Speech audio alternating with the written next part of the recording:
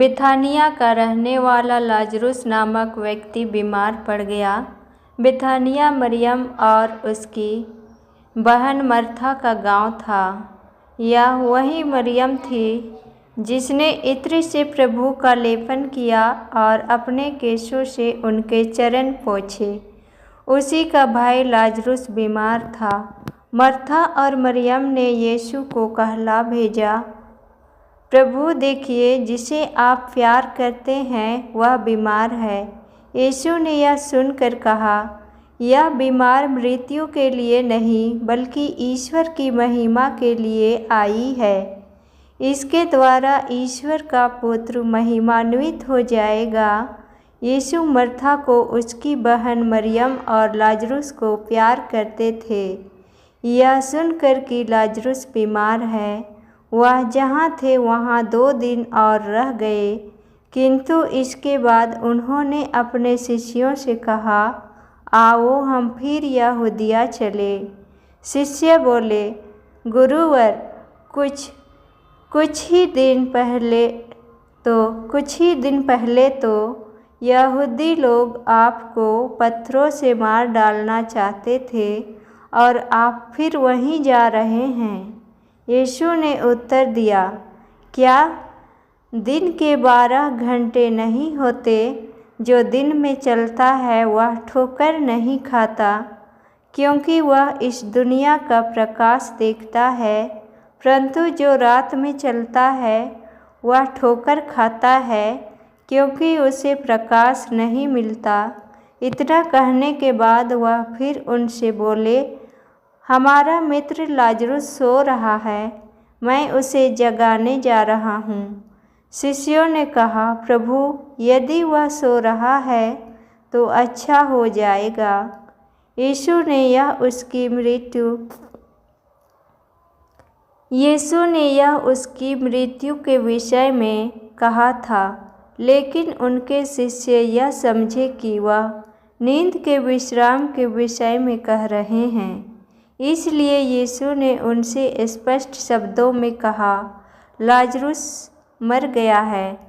मैं तुम्हारे कारण प्रसन्न हूँ कि मैं वहाँ नहीं था, जिससे तुम लोग विश्वास कर सको। आओ हम उसके पास चले। इस पर थोमस ने, जो यमल कहलाता था, अपने सह शिष्यों से कहा, हम भी चले और इनके साथ ही मर जाए। वहाँ पहुँचने पर यीशु को पता चला कि लाजरुस 4 दिनों से कब्र में है। बेथानिया यरूशलेम से 2 मील से भी कम दूर था।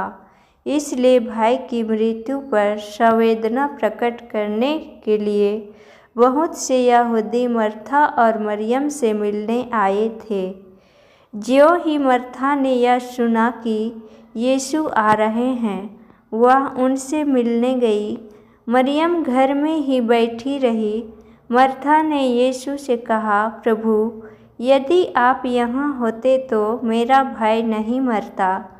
और मैं जानती हूँ कि अब भी आप ईश्वर से जो कुछ मांगेंगे, ईश्वर आपको वही प्रदान करेगा।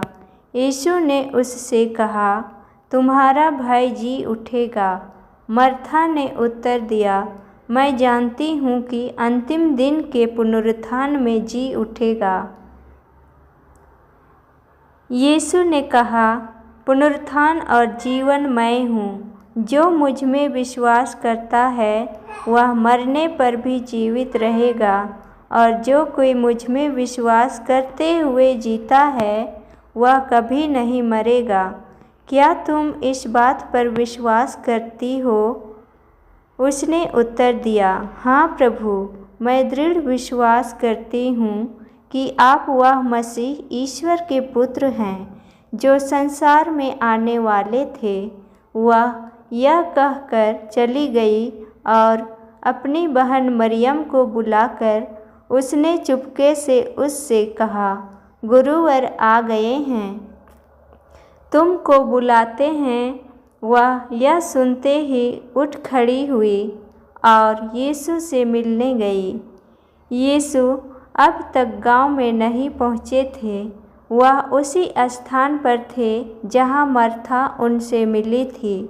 जो यहूदी लोग संवेदना प्रकट करने के लिए मरियम के साथ घर में थे, वे यह देखकर कि वह अचानक उठकर बाहर चली गई, उसके पीछे हो लिए, क्योंकि वे समझते थे वह कब्र पर रोने जा रही है। मरियम उस जगह पहुंची जहां यीशु थे। उन्हें देखते ही वह उनके चरणों पर गिर पड़ी और बोली, प्रभु, यदि आप यहाँ होते तो मेरा भाई नहीं मरता। उसे और उसके साथ आए हुए यहूदियों को रोते देखकर यीशु बहुत ही व्याकुल हो उठे और आह भर कर बोले, तुम लोगों ने उसे कहाँ रखा है? उन्होंने कहा, प्रभु आइए और देखिए। यीशु रो पड़े। इस पर यहूदियों ने कहा, देखो यह उसे कितना प्यार करते थे। किंतु कुछ लोगों ने कहा, उन्होंने तो अंधों को आंखें दी है, क्या यह उसको मृत्यु से नहीं बचा सकते थे? कब्र के पास पहुंचकर यीशु फिर बहुत व्याकुल हो उठे। वह कब्र एक गुफा थी जिसके मुंह पर एक बड़ा पत्थर रखा हुआ था। यीशु ने कहा, पत्थर हटा दो। मृतक की बहन मर्था ने उनसे कहा, प्रभु, अब तो दुर्गंध आती होगी, आज चौथा दिन है। यीशु ने उसे उत्तर दिया, क्या मैंने तुमसे नहीं कहा कि यदि तुम विश्वास करोगी तो ईश्वर की महिमा देखोगी? इस पर लोगों ने पत्थर हटा दिया। यीशु ने आंखें ऊपर उठाकर कहा, हे पिता, मैं तुझे धन्यवाद देता हूँ, तूने मेरी सुन ली है। मैं तो जानता ही था कि तू सदा मेरी सुनता है। मैंने आसपास खड़े लोगों के कारण ही ऐसा कहा, जिससे वे विश्वास करें कि तूने मुझे भेजा है। इतना कहने के बाद यीशु ने ऊंचे स्वर से पुकारा, लाजरूस, बाहर निकल आओ। मृतक बाहर निकला।